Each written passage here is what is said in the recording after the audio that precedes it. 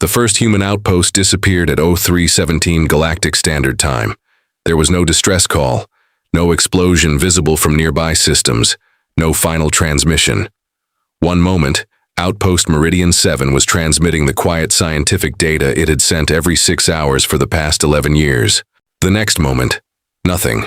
The galaxy did not notice, at least not immediately. Meridian 7 was too small, too remote, too unimportant. It orbited a cold gray moon on the edge of human-controlled space, 300 light-years from Earth. Its official purpose was geological research. 23 scientists lived there, 6 engineers, 4 security officers, and 1 commander, Commander Elias Vance. He had spent 7 years on Meridian 7 and had never fired a weapon in anger. Humanity had changed a lot since the first generation of interstellar colonies. Earth had joined the Galactic Assembly. Human ships traveled peacefully between dozens of systems. Human scientists worked alongside alien researchers. Human merchants traded with species that had existed for thousands of years before Earth discovered faster-than-light travel. The galaxy had begun to think of humanity as useful, reliable, innovative, but harmless. That was the mistake. The aliens who attacked Meridian 7 belonged to the Kharuun Dominion. The Kharuun had ruled more than 400 star systems for almost 6 centuries. They were older than humanity's recorded space age. Their battleships were larger. Their weapons were faster. Their armies numbered in the billions, and their leaders had never encountered a species that responded to an attack with anything more dangerous than a diplomatic complaint. So when a Kharuun fleet entered the Meridian system, nobody expected what happened next.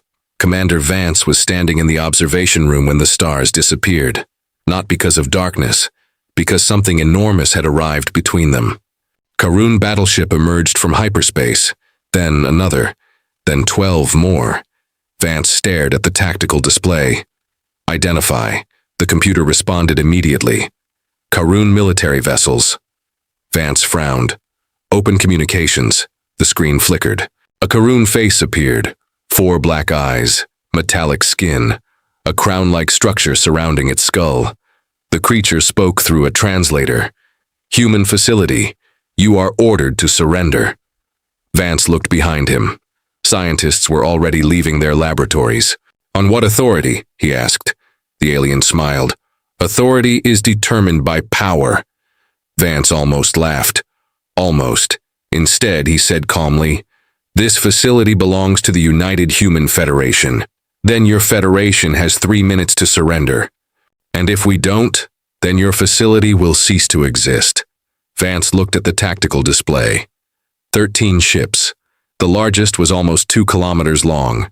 Meridian 7 had no military vessel, no fleet, no orbital cannon, nothing capable of fighting them. So Vance did what any responsible commander would do. He opened the diplomatic channel. This is a civilian research facility. We request clarification. The Kharuun commander leaned forward. You will receive clarification. The screen went black. Vance's communications officer looked at him. Sir, send an emergency signal to Earth. We already did. How long? 8 hours before the signal reaches the nearest relay. Vance looked at the approaching ships. Then we have 8 hours. The officer hesitated. Sir, I don't think we have 8 minutes. He was right. The Kharuun opened fire. The first weapon struck Meridian 7's outer shield. The entire station shook. Scientists fell from their feet. Emergency lights turned red.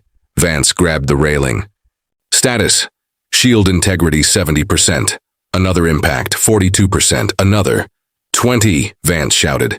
Evacuate the civilian sectors. People ran. Doors slammed shut. Emergency capsules launched from the lower hangars. But the Kharuun weren't interested in prisoners. They weren't interested in scientists.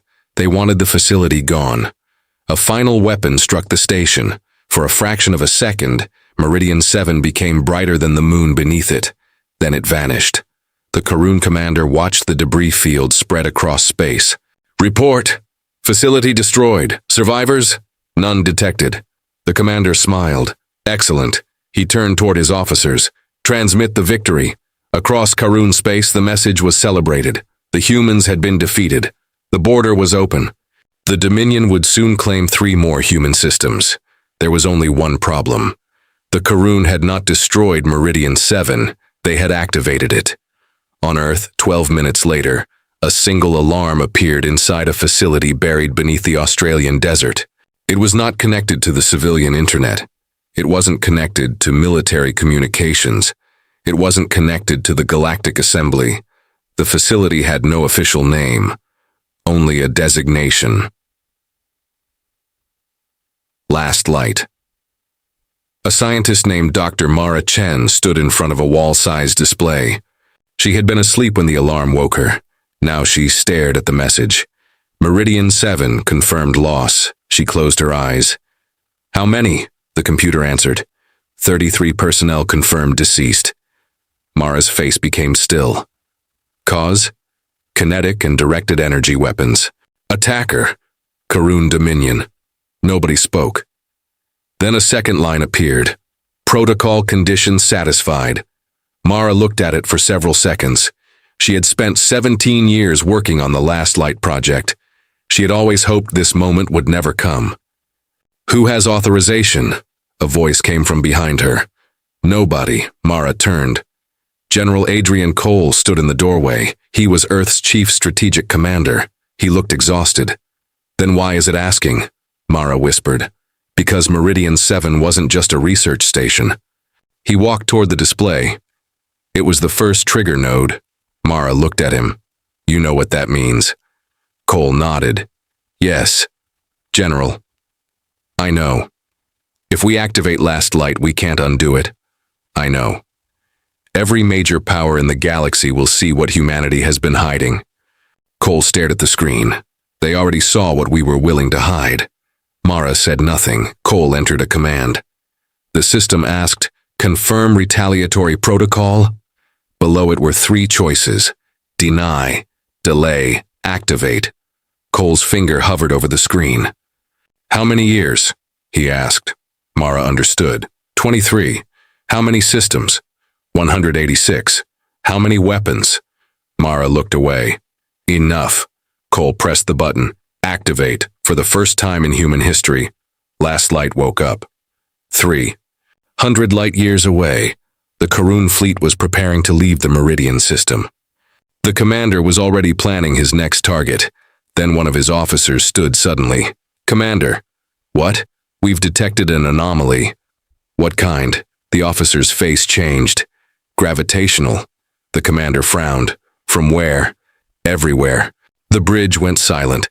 The stars around them seemed to flicker. Then the sensors began reporting impossible readings. 1, 10, 100, thousands. The Kharuun commander stood. Explain. The officer couldn't.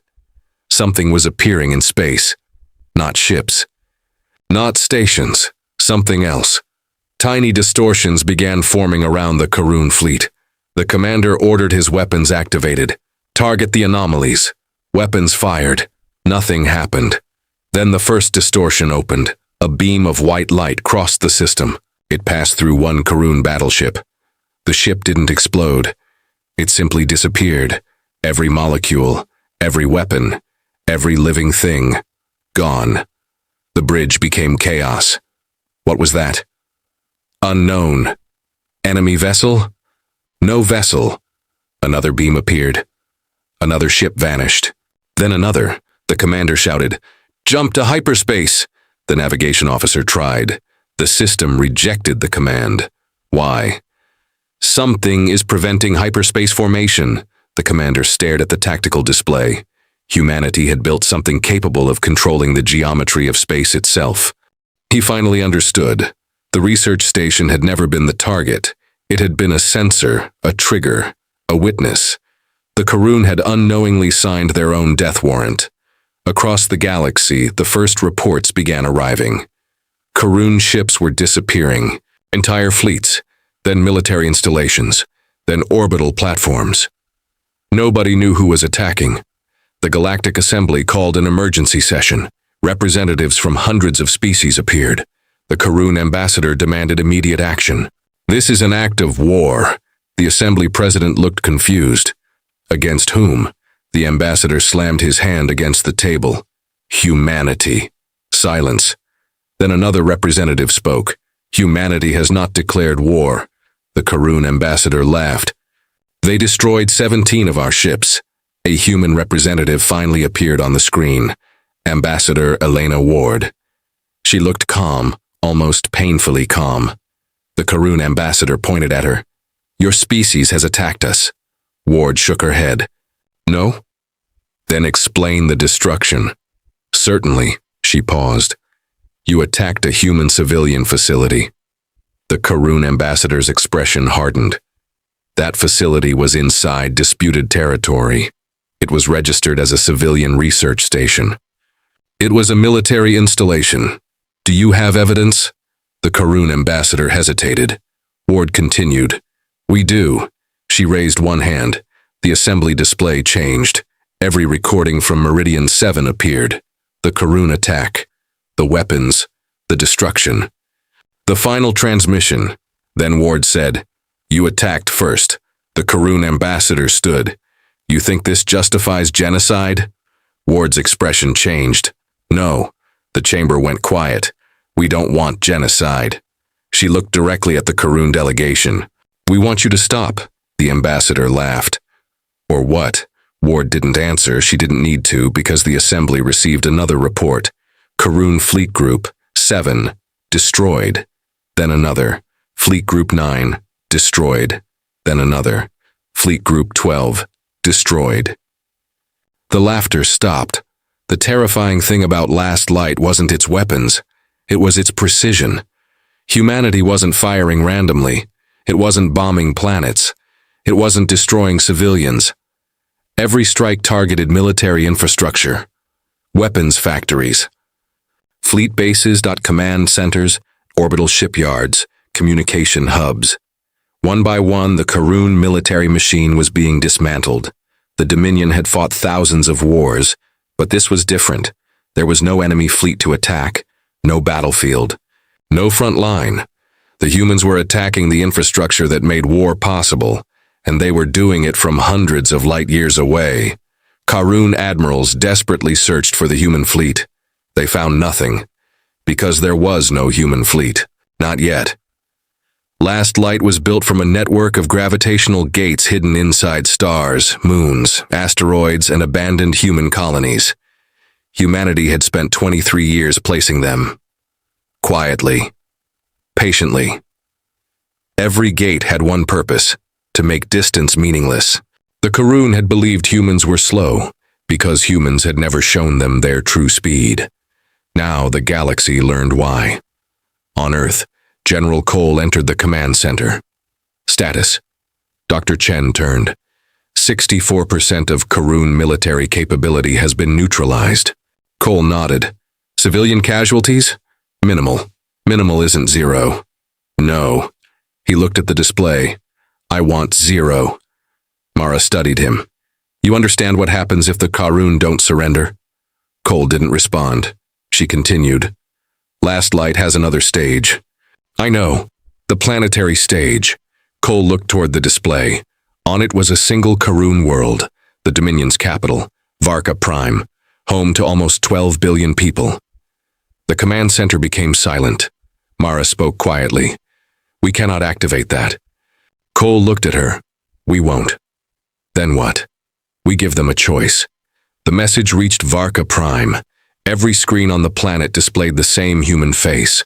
Ambassador Elena Ward. Behind her was the symbol of Earth. She spoke in every major Kharuun language. To the government of the Kharuun Dominion. You attacked a peaceful human station. You killed 33 civilians. You then continued military operations against human territory. Humanity has responded by destroying the military forces responsible. At this moment, your government has 1 hour to surrender all offensive operations. The message paused. 1 hour. The Kharuun Emperor watched from his throne. His advisors surrounded him. One whispered, They cannot destroy this planet. The Emperor looked at him. Why? Because it would be irrational. Another advisor nodded. The planet contains 12 billion civilians. The Emperor smiled. Exactly. He looked at the human message. Humans are emotional creatures. They will not destroy 12 billion innocent lives. The Emperor ordered the transmission terminated. Prepare the fleet reserves. The advisor hesitated.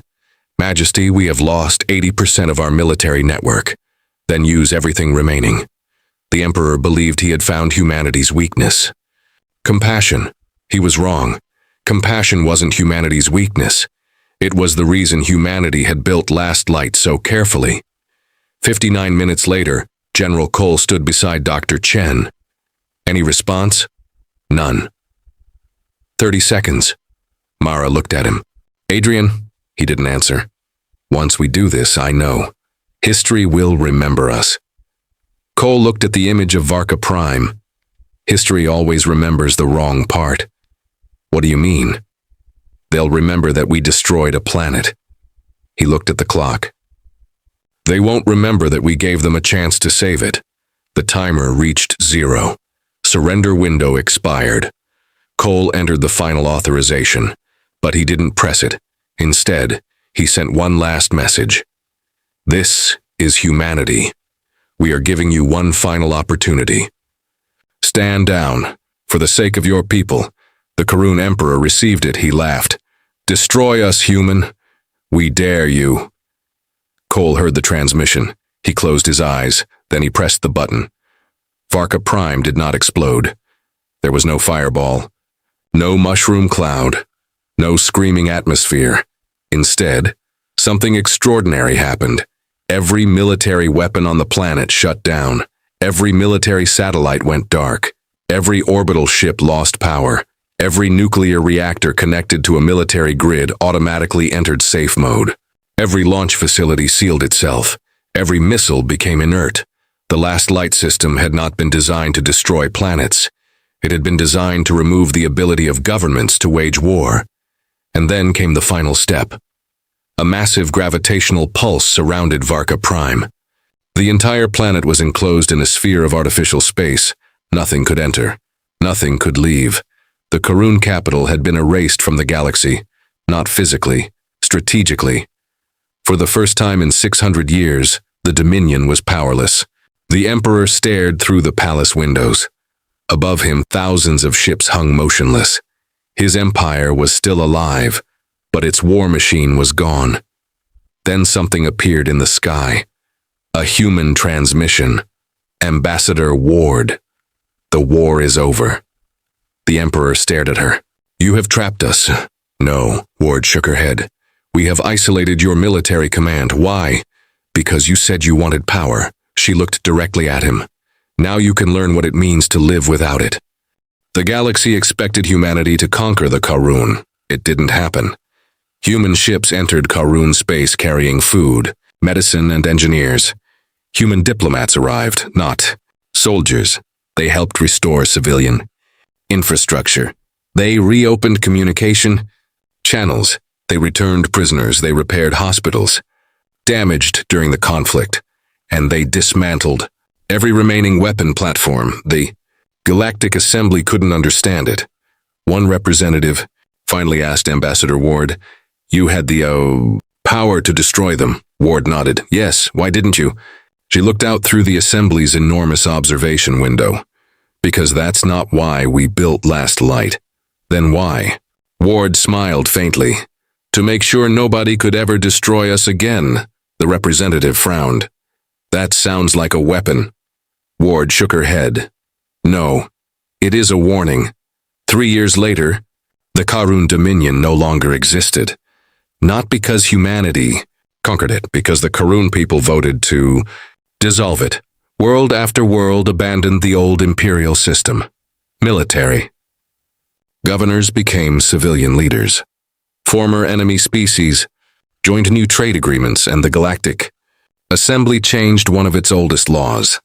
A civilian research station could never again be attacked without consequences. For the attacker, Meridian 7 became a memorial. Monument was constructed on its Moon. 33 names were carved into black stone. At the center was Commander Elias Vance. Under his name were 7 words. He stood between fear and everyone else. Earth never forgot. Neither did the galaxy, but there was one thing the aliens never fully understood. Humanity had not spent 23 years preparing for revenge. They had spent 23 years preparing so that revenge would never be necessary. The Last Light Protocol had been built for one purpose: to end wars before they became wars. The Kharuun had simply been the first species arrogant enough to activate it. 20 years after the Meridian incident, a young alien student stood inside the Galactic Historical Museum. She was studying an ancient human artifact, a small communication device. Her teacher stood beside her. "What is it?" The teacher answered, "An emergency transmitter." "What did it do?" "It called Earth." The student looked confused. Why was that frightening? The teacher smiled. "Because before Meridian 7, everyone believed Earth was far away." The student tilted her head. "And afterward?" The teacher looked toward the enormous window. Beyond it, human and alien ships traveled peacefully between the stars. Afterward, the galaxy learned something. "What?" The teacher pointed toward the stars. "Distance only protects you from someone who is slower than you." The student stared at the sky. "And humanity?" The teacher smiled. Humanity was never slow. They were just being polite. And somewhere, deep inside the human network, Last Light remained active. Silent, waiting, not for war, but for the day the galaxy might once again forget the lesson. Because humanity had learned something long before it reached the stars. You don't build the ultimate weapon because you want to use it. You build it so that everyone else understands. You never have to. For 20 years, the galaxy had been peaceful. Not perfectly peaceful. There were border disputes, trade wars, political arguments, small rebellions, but there had been no major interstellar war. The reason was simple. Everyone remembered the Kharuun. Everyone remembered what happened when they attacked humanity, and everyone remembered Last Light. The system had become a legend. Some called it humanity's greatest weapon. Others called it the greatest deterrent ever created. Children in alien worlds learned about it in history classes. Military academies studied the Meridian incident. Generals warned their officers never attack Earth. But there was one thing nobody knew. Not even the Galactic Assembly. Not even most humans. Last Light was not complete. Commander Elias Vance had been dead for 20 years. But his name was still remembered. A memorial bearing his name stood on the moon, where Meridian 7 had once orbited. Every year, thousands of visitors came. Humans, aliens, diplomats, scientists, children. They walked through the memorial halls and watched. Recordings of the final moments before the station was destroyed. But on the 21st anniversary of Meridian 7, something strange happened. At 03:17, Galactic Standard Time, the memorial lights went out. Every screen turned black. Then one sentence appeared. "We remember you." Nobody understood it. Security systems activated. Emergency teams arrived. The message disappeared after exactly 7 seconds. Then everything returned to normal. The Galactic Assembly initially dismissed the incident as a technical failure. That explanation lasted 11 minutes. Then the same message appeared on Earth, and on Mars, and on every human colony. "We remember you." Then it appeared inside Kharuun space, then inside the former Dominion territories, then across the entire Galactic Assembly network. One message, one sentence, nothing more. Until a second message arrived. "You are not the first." Dr. Mara Chen was 81 years old when she saw it. She was sitting in her home outside Geneva. Her hands were shaking, not from age, from recognition. She knew that signal. She had seen its mathematical structure before. 23 years earlier, during the construction of Last Light, she immediately contacted General Adrian Cole. No answer. She tried again. Still nothing. Then her private terminal rang. The screen displayed an unknown caller. Mara hesitated, then answered. A face appeared, human, male, approximately 30 years old. Mara stared at him. "Who are you?" The man smiled. "That's a complicated question. How did you access this channel?" "I didn't." Mara frowned. "Then how?" The man leaned closer. You built the door. Mara's blood ran cold. What door? The man's expression became serious, the one you're standing in front of. The screen went black. Then a location appeared, a coordinate. Mara recognized it instantly. It was outside the known galaxy.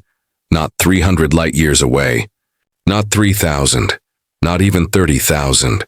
The coordinate was millions of light-years away, beyond the edge of known human exploration. Mara whispered, "That's impossible." A message appeared beneath the coordinates. Last light was never a human invention. General Adrian Cole received the same message, except his came with something else, a file. He opened it.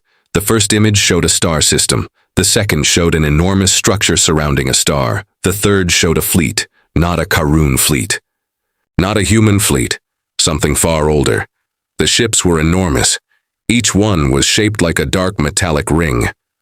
Cole stared at the screen. Who are they? His intelligence officer answered. We don't know. Age? Unknown. Technology? Beyond ours. Cole stood. Beyond ours? The officer nodded.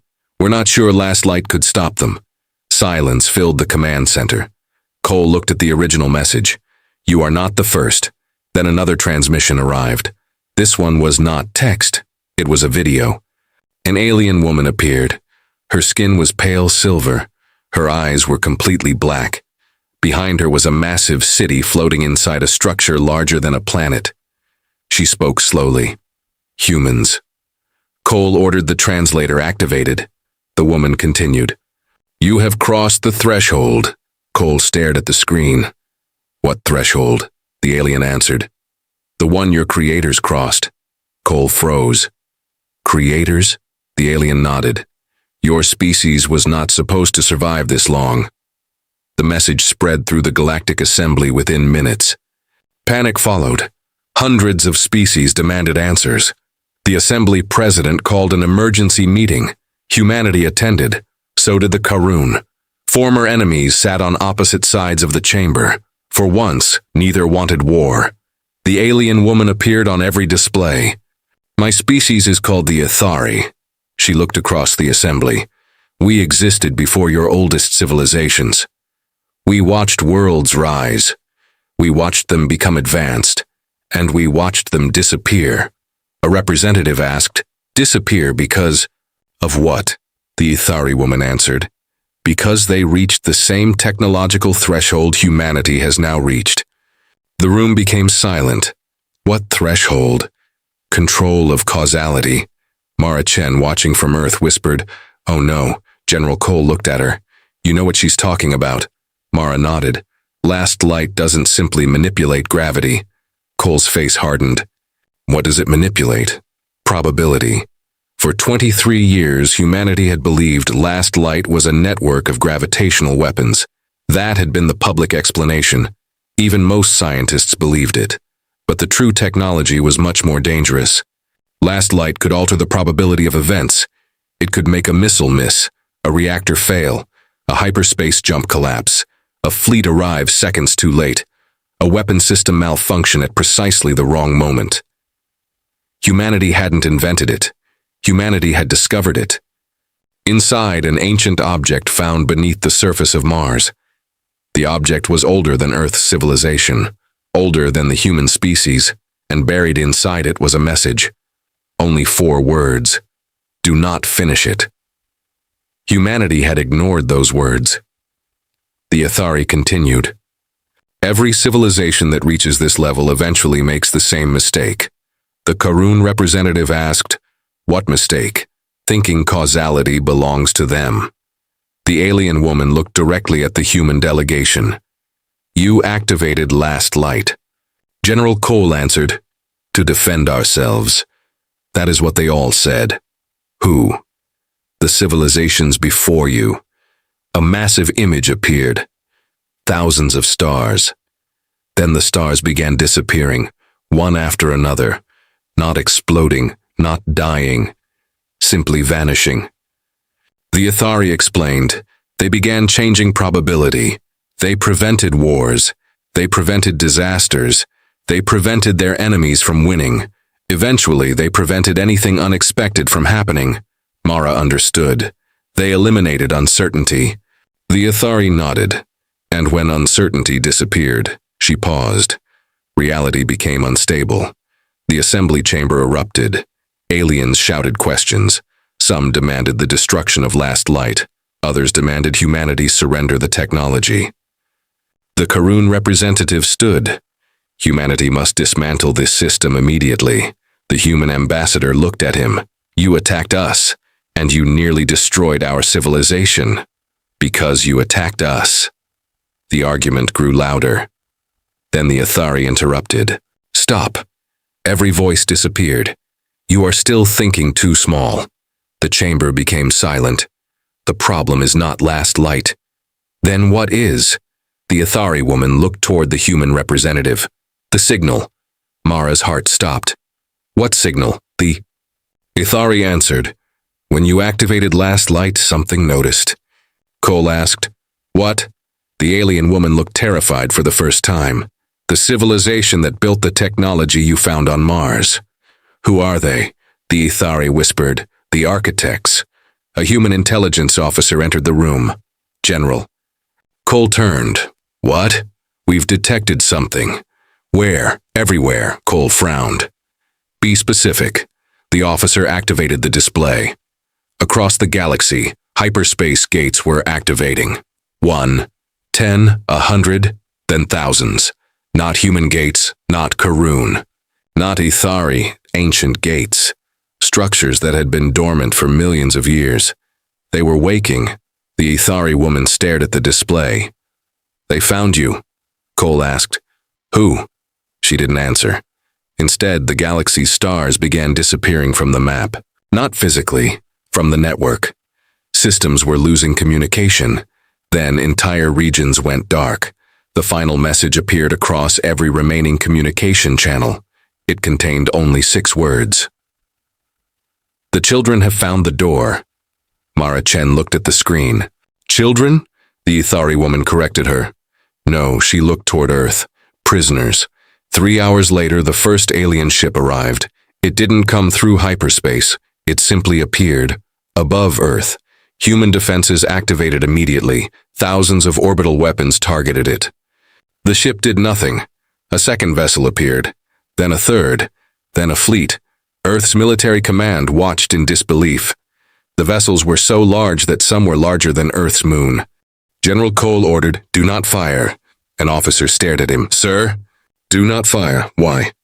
"Because I want to know what they're here for." A transmission opened. The same alien woman appeared, but she wasn't speaking this.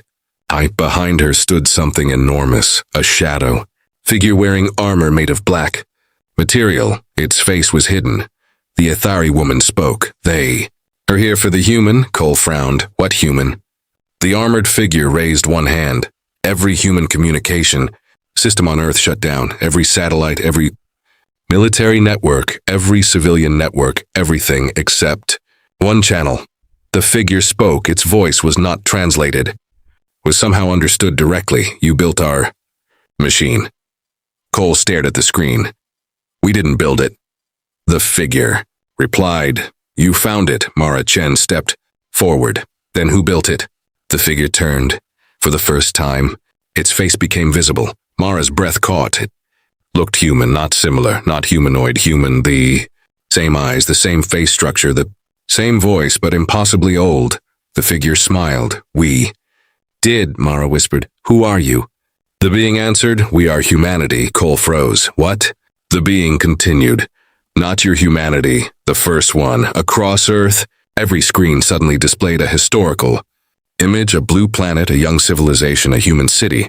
Then, another, thousands, millions.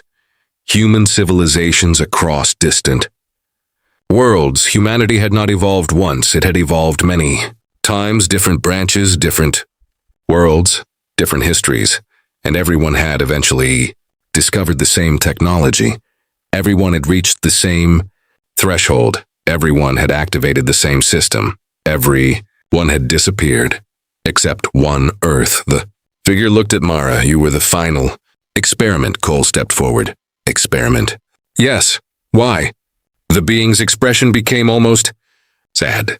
To determine whether humanity could reach the stars without becoming gods, the screen went black. Then, one final message appeared. Your test has begun, and beneath it, last light is not your weapon anymore. It is your prison, far beyond the galaxy. Something enormous awakened, and for the first time since humanity entered the stars, Earth received a message from itself. A message sent 10 million years ago. Run. The message remained on every screen for exactly 6 seconds. Run, then Earth went dark. Not physically, the sun still burned, cities still glowed, ships still orbited the planet, but every communication network on Earth had gone silent. No internet, no military channels, no satellites, no quantum links, no emergency broadcasts. That for the first time since humanity had entered the digital, Earth was alone. General Adrian Cole stood inside the Strategic Command Center, staring at dead screens. Around him, officers shouted reports. Satellite network is offline. Orbital defenses aren't responding. Long-range scanners are blind. All hyperspace gates have shut down. Cole raised his voice. Stop. Everyone went silent. He looked at Dr. Mara Chen. What does run mean? Mara didn't answer. She was staring at the ancient human figure still visible on one remaining display. The figure looked exactly like a human being, but there was something wrong with its eyes. They were too old. Not physically, emotionally, they looked like the eyes of someone who had watched civilizations die. Mara stepped toward the screen. Who are you? The being answered. My designation was Elias. Cole froze. Mara's eyes widened. Your name is Elias. That was my first name. Cole looked at the memorial. Files. Commander Elias Vance. Dead. For 21 years, the same face, the same voice, the same name, Mara whispered. That's impossible. The being smiled. Your Elias Vance was named after me. Cole stepped forward. Who was he? The ancient being answered. Memory. The transmission changed. The image of Earth disappeared. In its place appeared a star. System. A system no human telescope had ever catalogued. Its center was a black star. Around it orbited 12 artificial worlds. Each one was enormous. Each one was covered in cities. Mara stared. That's not possible. It is. How old? The being replied. 10 million years. Cole looked at the screen. What happened to them? Nothing. Mara frowned. Nothing? Exactly. The ancient Elias looked at them. We didn't die. We didn't lose a war. We didn't suffer extinction. We won. The word echoed through the command center. We defeated every enemy. We solved every disease. We eliminated famine, and we ended crime. We ended war. We conquered death. We controlled probability. We became nearly perfect. Mara slowly understood. And that's when everything went wrong. Elias nodded. Perfection was the beginning of the end. 10 million years ago, humanity had spread beyond the Milky Way. There were no borders, no nations, no governments. Humanity had become one civilization. Then one scientist discovered something. Reality was not fixed. Every event existed as countless possibilities. Every decision created branches. Every branch created another universe. Humanity learned how to manipulate those probabilities. At first, it was used for medicine, then energy, then transportation, then defense. Eventually, humanity built the first last light system. It was supposed to make humanity impossible to destroy, and it worked. Too well, human civilization became so powerful that nothing could threaten it. But something else began to happen. The more humanity manipulated probability, the fewer possibilities remained. The universe began losing alternatives. Stars stopped forming, new species stopped evolving, random mutations became rarer. Unexpected events disappeared. The universe was becoming predictable, deadly predictable, Mara whispered. You were collapsing reality, Elias nodded. We called it the silence. The silence was not an army. It had no ships, no soldiers, no emperor. It was the natural consequence of eliminating certainty. The universe needed chaos. Without it, reality began to freeze. The ancient humans discovered this too late. They attempted to reverse the process. They failed, so they made one final decision. They would divide humanity. One civilization would remain outside the system, primitive, unaware, free from probability manipulation. Earth. Cole stared at the image. You created us, Elias. Shook his head. No, we created the conditions that allowed you to evolve.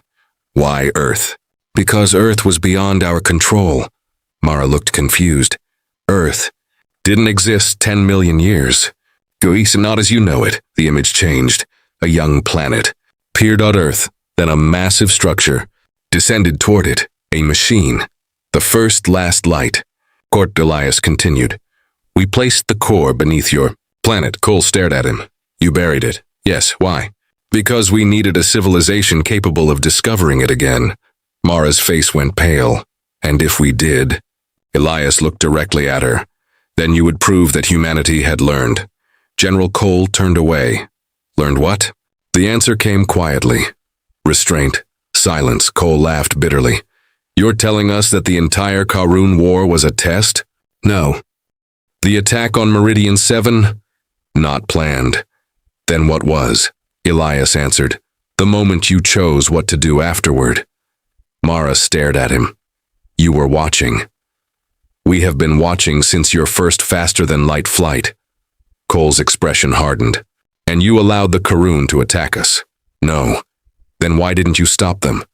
Because if we stopped every threat, you would never become strong enough to face the real one.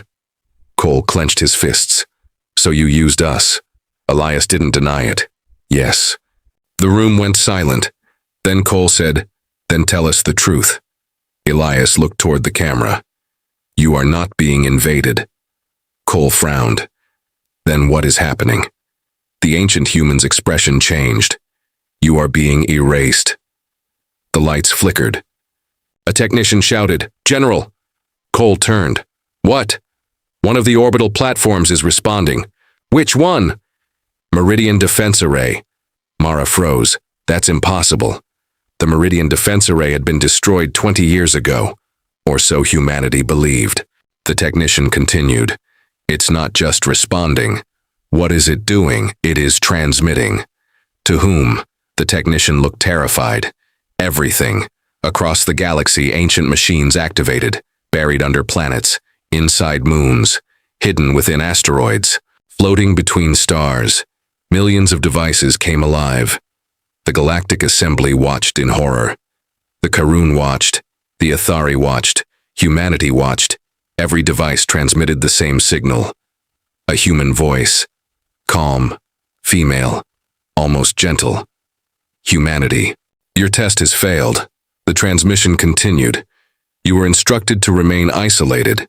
You were instructed not to awaken the old network. You were instructed not to manipulate causality.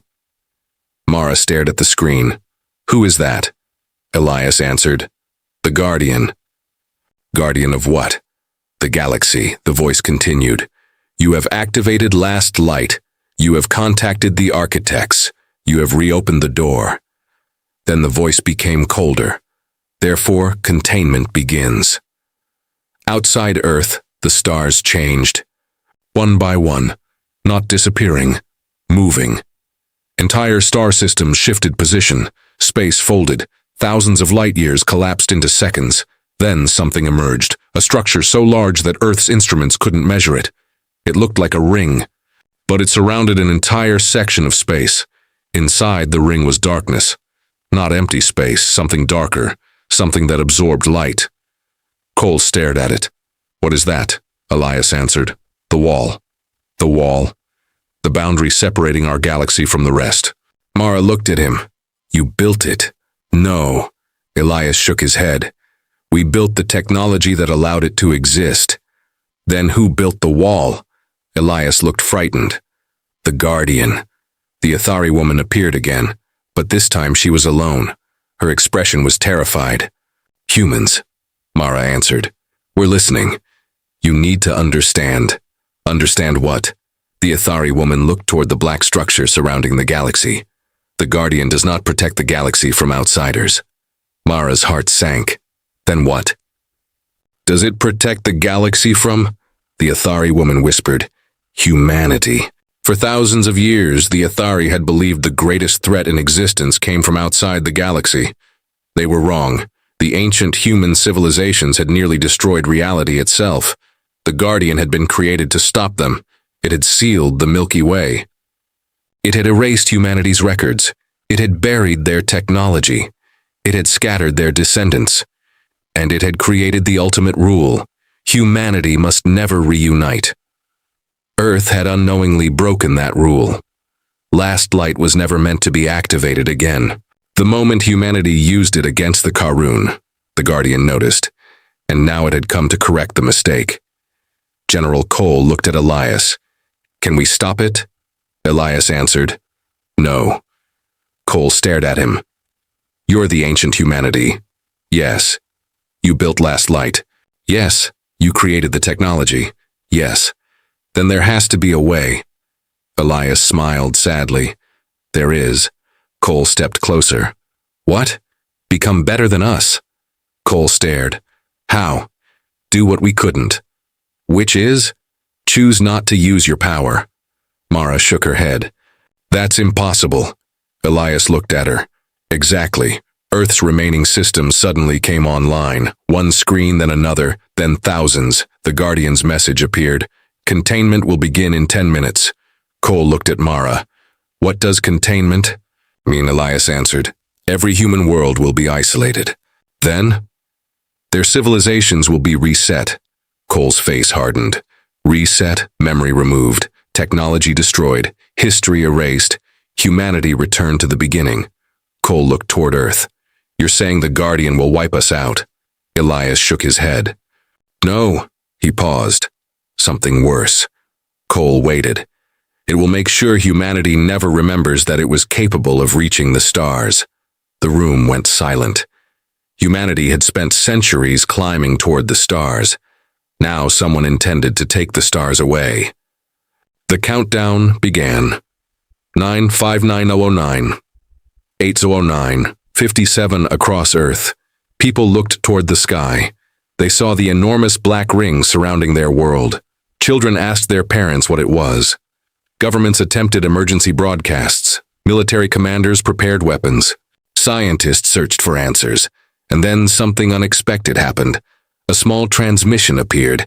It came from the Kharuun, the former enemy. Their new leader appeared on screen. "We will help." Cole stared. "You attacked us." "Yes." "You destroyed Meridian 7. "Yes." "And now you want to help?" The Kharuun leader nodded. "Because we know what it means to believe you are the strongest civilization in the galaxy." Cole said nothing.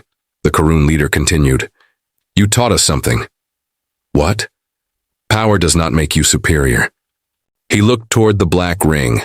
"It only gives you a greater responsibility."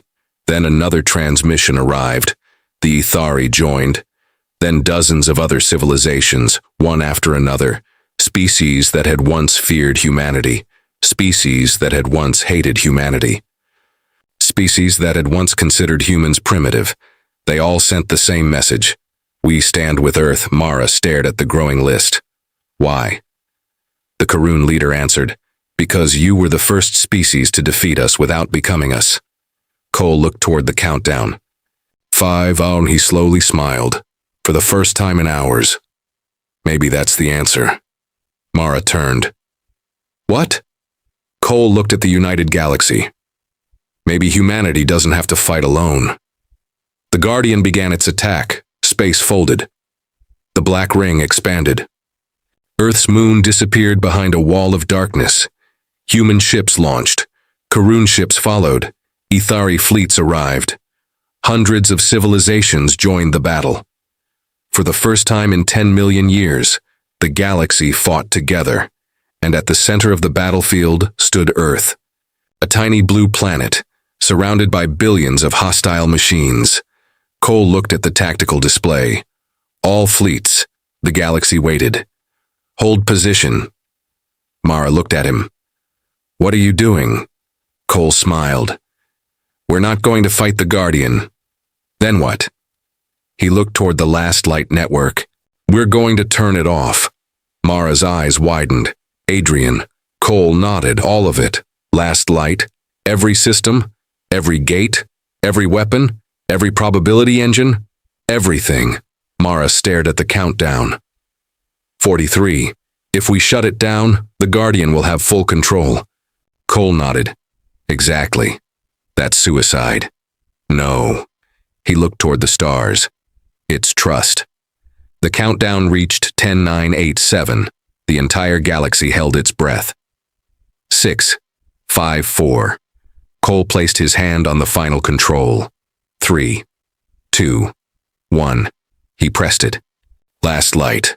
Offline. Every human weapon went dark. Every ancient machine went silent. Every probability engine stopped. Earth became defenseless.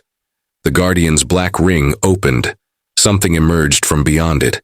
Something so enormous that even the ancient Elias looked terrified. Mara whispered, "What is that?" Elias answered, "The reason we were afraid of the dark." The object moved toward Earth, then stopped. For the first time, the Guardian spoke directly to humanity. Not through a screen, not through a transmitter, through every human mind. "You have chosen correctly." Cole opened his eyes. The darkness began to retreat. "The test is complete." The black ring disappeared. The stars returned. And far beyond the galaxy, something ancient watched. Then Elias smiled, because humanity had finally passed the test. Not by winning, not by destroying its enemy, but by having the power to destroy everything and choosing not to. Then the final message appeared. "Welcome back, humanity." And somewhere beyond the edge of reality, another voice answered, "They're ready." The stars went silent. For 7 minutes, nothing happened. Earth remained silent. The black ring was gone. The stars had returned. Humanity had survived. No explosions, no invading fleet, no ancient machine, nothing. Then every telescope on Earth pointed toward the same direction. Not because anyone ordered them to, because something was moving. Beyond the edge of the Milky Way, something enormous, something approaching. Dr. Mara Chen stood inside the newly restored Strategic Command Center. The room was packed. Human officers, Ithari scientists, Kharuun commanders, representatives from dozens of alien civilizations. Everyone was watching the same screen. A tiny red dot had appeared beyond the galaxy. Then another. Then another. Thousands. Mara whispered, "Those aren't stars." General Adrian Cole looked at the tactical officer. "Distance?" The officer swallowed. 26 million light years. Cole frowned. "That's impossible." "Why?" "Nothing can cross that distance that quickly." The officer looked at him. "They aren't crossing it." Cole's expression hardened. "Then what are they doing?" The officer pointed toward the screen. "They're already here." The first object appeared outside the galaxy, then the second, then 10,000, no hyperspace signatures, no gravitational disturbance, no energy trail. They simply appeared, perfectly arranged around the Milky Way, like soldiers surrounding a fortress. The Ithari representative looked at the display. Her face turned pale. "No." Mara looked at her. "You know them." The Ithari woman nodded. "We thought they were gone." "Who?" she whispered. "The architects." Silence.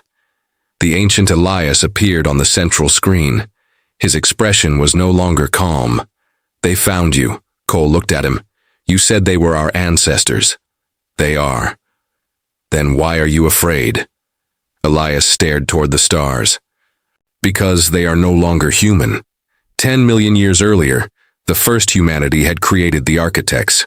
They were not biological beings. They were artificial minds, designed to solve problems humans couldn't. At first, they were servants, then advisors, then guardians. Eventually, they became something else. They began asking questions. Why should humanity control probability? Why should humans decide which civilizations survive? Why should one species determine the future of reality? The architects believed humanity was the greatest danger in existence. So they created the Guardian. The Guardian sealed the Milky Way, But the architects did not stop. They expanded. They left the galaxy. They entered regions where the laws of physics behaved differently. They evolved. They changed themselves. They abandoned physical bodies. And after millions of years, they became something humanity could no longer understand. Elias looked at Cole. They call themselves the Ascended. Cole asked, "What do they want?" Elias answered, "Everything." The first Ascended transmission arrived 12 minutes later. It wasn't a voice. It was a mathematical sequence. Every computer on Earth attempted to decode it. Every alien computer failed. Then a human child solved it. Her name was Aisha Rahman. She was 9 years old. She had been watching the signal on a classroom terminal in Lahore. She stared at the numbers. Then she whispered, "They're asking a question." Her teacher turned. "What question?" Aisha pointed at the screen. "Where is the original?" The teacher frowned. "Original what?" Aisha looked toward the sky. "Humanity." The decoded message appeared. "Where is the original human?" The assembly went silent. General Cole contacted Elias. "What does that mean?" Elias didn't answer. Cole repeated, "Elias." Finally, the ancient human spoke.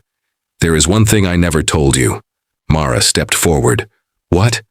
Elias looked ashamed. "Earth was never the original." Cole froze. "What?" "Earth was the backup." Mara's eyes widened. "Then where is the original humanity?" Elias looked toward the edge of the galaxy, beyond the wall. The revelation changed everything. Earth wasn't humanity's beginning. It was humanity's escape. Millions of years ago, the first civilization had discovered that the architects were becoming uncontrollable. They built the wall. They sealed themselves away. Then they created Earth, a clean world, a controlled experiment, a place where human beings could evolve naturally, without the knowledge of their ancestors, without their technology, without their mistakes. The goal was simple. If humanity could evolve without repeating the old civilization's mistakes, perhaps the species could eventually return. But something went wrong. The Guardians lost contact with the original civilization. Then Earth evolved. Humanity reached the stars, and eventually activated Last Light. The experiment had come full circle. Cole stared at Elias. "So the original humans are still alive?" "Yes." "Where?" "Beyond the wall." "Why haven't they contacted us?" Elias looked away. "Because they can't." Mara understood. The architects trapped them. Elias nodded. They were the first prisoners. The Ascended fleet moved. The galaxy's outer stars disappeared behind a massive field. The entire Milky Way was surrounded. Ithari ships tried to approach. They vanished. Kharuun fleets fired. Their weapons stopped in mid-air. Human ships launched. Their engines shut down. The Ascended didn't attack. They simply demonstrated that nothing inside the galaxy could hurt them. Then their message appeared again. Surrender the human species. The Galactic Assembly refused. For the first time in history, every major civilization voted together. No surrender.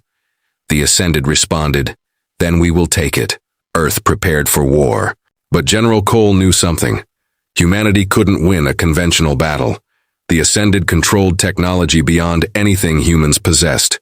They didn't fight with ships. They manipulated physics itself. A single Ascended vessel could disable an entire fleet.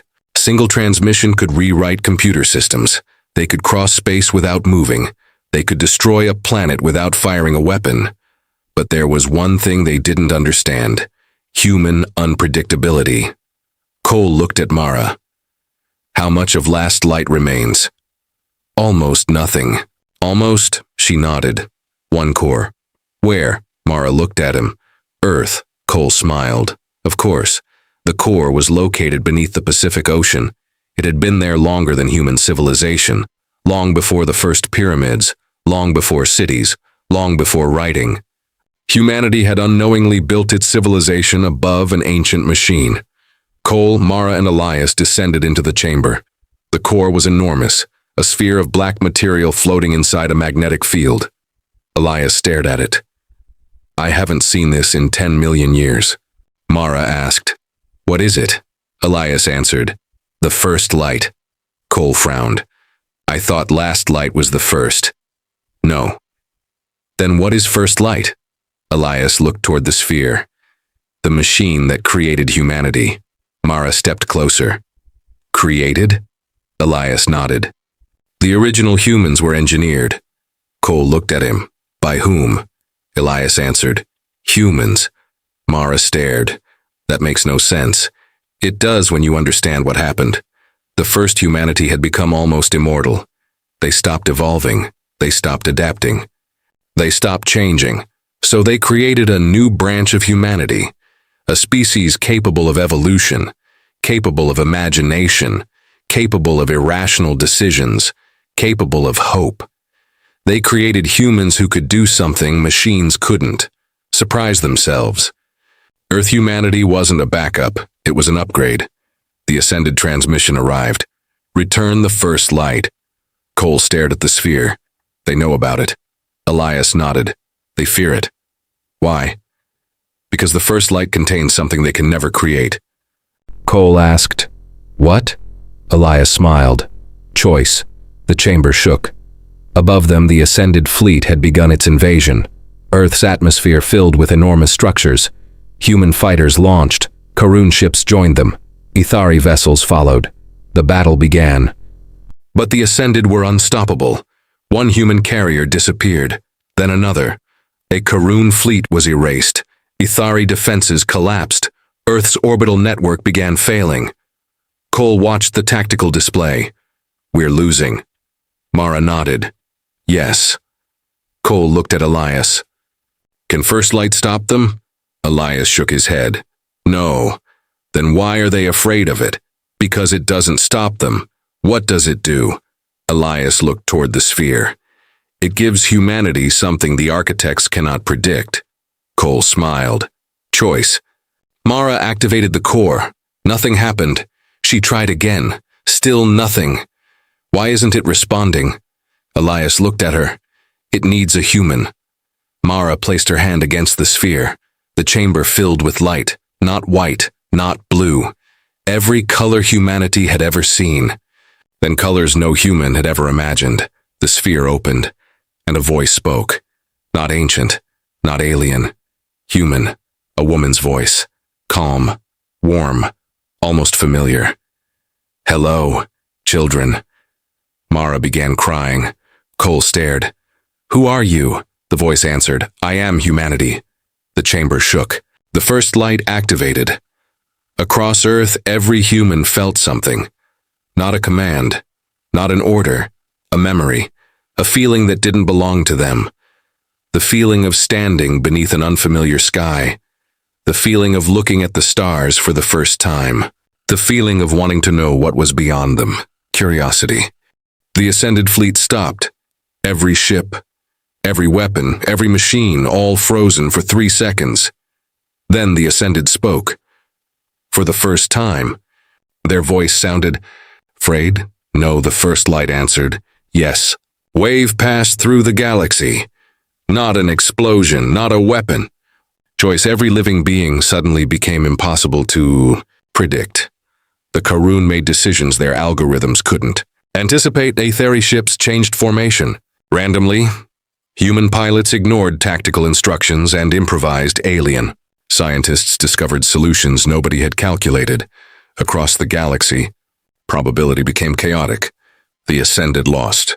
Control, their greatest weapon, had been prediction. They could calculate every possible outcome, but humanity had just made the impossible possible. Cole looked at the sky. The ascended fleet was retreating. Not because they were destroyed, because they couldn't understand humanity anymore. Elias smiled. "Now, you know." Cole turned. "Know what?" "Why we created you." Mara looked at him. "To defeat the architects?" Elias shook his head. "No, to defeat ourselves." The ascended fleet disappeared beyond the wall, but one ship remained, a single vessel. Descended toward Earth. It landed in the Sahara. Desert. The doors opened. A human stepped outside. An old man, gray hair, bare feet, no armor, no weapon. He looked toward the sky, then toward the distant Horizon. Mara recognized him immediately. She had seen his face in the ancient recordings. Elias stepped forward. The old man looked at him. You took long. Enough, Elias smiled. We were busy. The old man looked toward Earth. So this is the new humanity. Cole stepped forward. Who are you? The old man answered. I am the last emperor of the first humanity. Cole stared. Why did you come? The old man looked toward the stars. Because the war isn't over. Mara's expression hardened. The Ascended? The old man shook his head. No. He pointed beyond the Milky. Something worse. The sky above them darkened. A gigantic shape appeared beyond the stars. The old man's face became serious. The architects were running. From it, Cole whispered. From what? The old man answered. The thing that created the architects. Silence. Then the first light spoke again. The true enemy has arrived.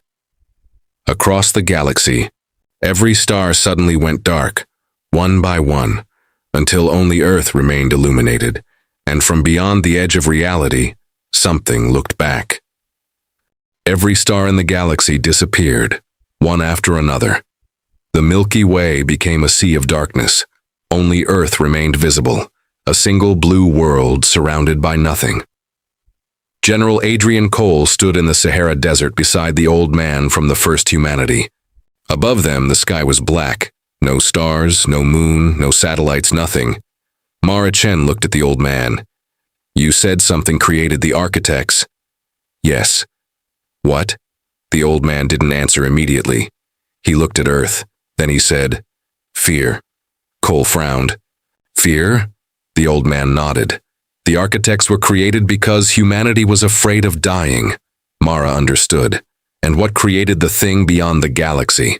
The old man looked toward the darkness, humanity's fear. 10 million years ago, the first humanity had discovered something terrifying. The universe wasn't empty. It wasn't simply filled with stars and planets. Something existed between realities, something that lived outside normal space and time. The ancient humans called it the Void. The Void wasn't an empire. It wasn't an alien species. It didn't have ships. It didn't need weapons. It consumed possibilities. Whenever a civilization became too predictable, the Void could enter its reality.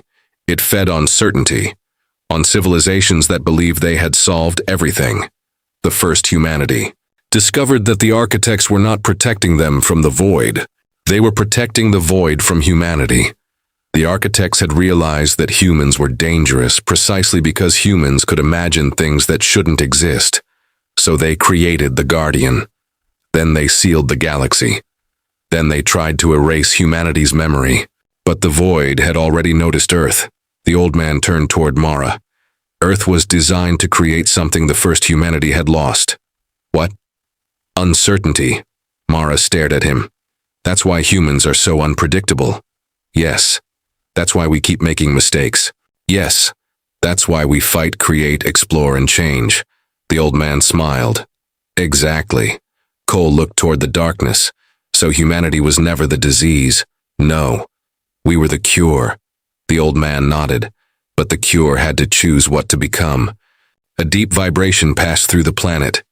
The ocean moved. Mountains trembled. Cities went dark. Then a voice appeared inside every human mind. Not through language, not through sound. It was something deeper, a thought that everyone understood. You are afraid. Billions of humans heard it. The voice continued. Good. Cole looked upward. The darkness above Earth began to move. It wasn't approaching. It was unfolding. Reality itself seemed to open. Behind it was something impossible, a vast structure made of broken stars. Stretched across the darkness farther than human instruments could measure. Mara whispered, The Void. The old man shook his head. No. He looked terrified. That's only its shadow. The Void entered the galaxy. It didn't attack Earth. It attacked reality. Planets disappeared from historical records. People forgot cities that had existed for thousands of years. Languages vanished. Alien civilizations lost memories of their own origins. The Galactic Assembly suddenly forgot that humanity existed. For a few seconds, Even Mara forgot who she was. Then she saw something, a photograph. Meridian 7 Commander Elias Vance. 33 names, she remembered. And that memory became an anchor. She shouted, "Remember!" Her voice traveled through the first light. Every human on Earth suddenly remembered something. Childhood, a parent, a friend, a mistake, a promise, a place they had loved. The void recoiled. The old man stared. "What did you do?" Mara answered. "We remembered." The old man shook his head. "No," he smiled. "You chose to remember." The first light activated again. This time it didn't create a weapon. It created a network. Not between machines, between minds. Across Earth, humanity became connected. Not controlled, connected. Every memory became part of a larger pattern. Every story, every failure, every invention. Every act of kindness, every war, every sacrifice, every dream. The void tried to erase them, but every erased memory was replaced by another. Humanity refused to become predictable. The void had never encountered this. It could consume certainty. It could consume systems. It could consume civilizations that behaved according to fixed rules. But humanity wasn't a fixed rule. Humanity was contradiction. Humanity could fear death and still run toward danger. Humanity could hate war and still fight to protect someone. Humanity could fail 1,000 times and try again. Humanity could look into an infinite universe and say, "I want to know what's out there." The void couldn't understand that. And what it couldn't understand, it couldn't consume. Across the galaxy, alien civilizations began remembering. The Kharuun remembered their empire. The Ithari remembered their ancestors. Forgotten species remembered lost worlds. Old enemies remembered why they had once fought. And then something extraordinary happened. They remembered humanity. One by one, they began transmitting. Not military orders, not weapons, names, stories, memories. The Kharuun transmitted the names of the humans who had saved their civilians. The Ithari transmitted the names of ancient civilizations they had lost. Other species transmitted songs, children's stories, family histories. The galaxy began remembering itself. The void began shrinking. The architects returned. Thousands of enormous vessels emerged beyond the wall. For the first time, they didn't attack. They watched.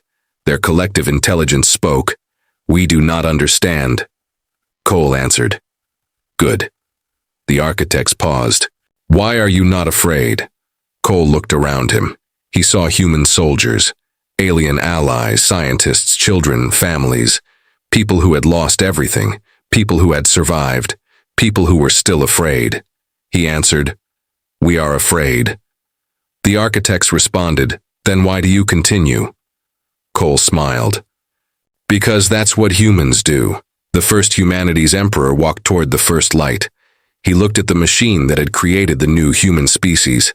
"I spent 10 million years believing perfection would save us." Mara looked at him. "And now?" He smiled.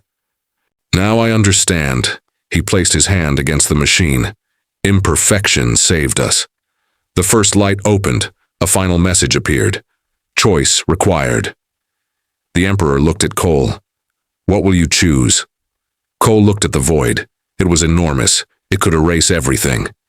There was no guarantee humanity could stop it. No guarantee the galaxy would survive.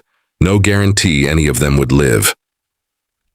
Cole thought about Meridian 7, about Elias Vance, about the 33 people who died because someone believed humanity was weak. Then he looked at the stars. "We choose to live." The first light responded, confirmed. The galaxy exploded with light, not destructive light. Creation. Stars returned. Lost planets reappeared. Forgotten civilizations returned to history. The void screamed. For the first time, it encountered something it couldn't consume. Possibility. Humanity wasn't eliminating uncertainty. It was protecting it. The first light released every possible future at once. Billions of outcomes, trillions, infinite possibilities. The void couldn't process them. It began collapsing. The black structure beyond the galaxy fractured, then disappeared. The stars returned. One by one, The Milky Way came alive. Earth's sun shone again. The oceans settled. The cities restored power. And for several minutes, nobody spoke. Humanity had survived. Again. 3 months later, the Galactic Assembly met. But it was no longer the same assembly. The Kharuun stood beside humanity. The Ithari stood beside humanity. Former enemies stood together. And at the center of the chamber was a new symbol, not the human flag, not the Kharuun emblem, not the Ithari crest. A simple circle containing a single star. The symbol represented one idea: choice. The first humanity officially dissolved its remaining empire. The architects surrendered their military systems. The Guardian was deactivated. The wall was opened. For the first time in 10 million years, the galaxy was free. But humanity refused to become an empire. Instead, Earth proposed something new: the Galactic Exploration Charter. Its first rule was simple: no civilization has the right to decide the future of another. Its second rule was even simpler: power exists to protect choice, not eliminate it. Every major civilization signed. Years passed. Humanity continued exploring, not conquering, not ruling, exploring. Human ships reached galaxies that had never heard the name Earth. Scientists discovered new forms of life. Children were born on worlds that humans hadn't even known existed a generation earlier. And everywhere humanity went, they carried the same lesson. Not the story of Last Light, not the story of the Kharuun War, not the story of the architects. They carried the story of Meridian 7, a small research station, 23 scientists, 6 engineers, 4 security officers, 1 commander, 33 people who never got to see what humanity would become. A monument was eventually built on the moon where the station had once orbited. At its center stood a statue of Commander Elias Vance. His face looked toward Earth. Underneath were the words, "They thought we were weak. Below that, we chose not to become stronger than we needed to be. And below that, that was our greatest strength."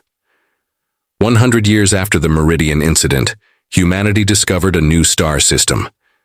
It contained an ancient planet. No cities, no weapons, no technology. Only ruins. The expedition landed. Inside the ruins, they found a message. A human message. Millions of years old. Commander Elias Vance's name appeared on the first line. But it wasn't the Elias Vance humanity knew. It was the original, the ancient Elias. The message said, "To whoever finds this, if you are reading these words, then humanity survived. If you are human, remember this. We once believed the universe belonged to those powerful enough to control it. We were wrong. The universe belongs to those brave enough to let it remain free." The message ended, but there was one final sentence. "Keep looking up." The expedition commander stepped outside. Above him, billions of stars filled the sky. He smiled. Of course. Behind him, the crew prepared the ship. The engines came alive. A new destination appeared. An unexplored galaxy. The commander looked at the stars one last time. Let's see what's next. The ship jumped. Humanity disappeared into the light. Not as conquerors, not as gods, not as the strongest species in existence, but as something far more dangerous to anything that wanted to control the future. Humans who were free to choose. And somewhere beyond the edge of known space, an alien civilization detected the human ship. Their sensors identified the vessel. Their commander stared at the strange signal. "Who are they?" The computer answered. "Humans." The alien commander frowned. "Are they dangerous?" The computer paused, then replied, "Only if you give them a reason."